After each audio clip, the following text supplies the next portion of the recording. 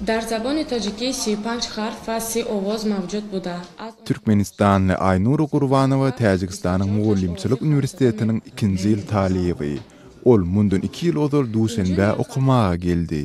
Aynuro täjik dilini öwrenmegi höwet edendigini, häzir bolsa okuwyny tamamlandan soň ýzyny Türkmenistana dolanyp terjimeci bolup işlemegi arzu edinýändigini aýdýar. Бадихатный донышко, в Туркменистан мерам, с таджикским дипломом можно там найти работу.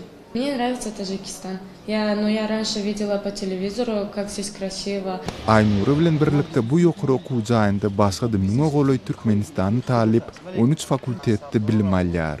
Yeri gelende bellesek geçen ýylky bilen deňeşdirilende bu ýokary okuw jaýyndaky türkmen talipleriniň sany 3 etse artdy. Şu sebäpli türkmen talipleri üçin aýratyn ýürüýte kitaplar hem çap edildi. Az zumraи иқтимоҳое ки роҳбарияти донишгоҳи давлатии омӯзгории Тоҷикистон пешниҳод кардааст ё ки пеш гирифтааст чопи китобҳои дарсӣ ба забони тоҷикӣ барои гурӯҳҳои гуногун мебошад.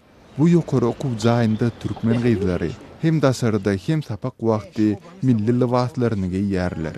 Talipleriň bir bölegi muhtyny okusalar, başga bir bölegi ýylda $500 berip bilim alýarlar. Türkmen talipleri munyň öz ýurdu bilen deňeşdirilende gaty arzandygyny ünsü çekýärler.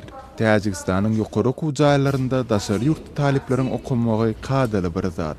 Emma Türkmenistanlylaryň birden göz görtüle köpelmegi adatdan daşary bir ýagdaý.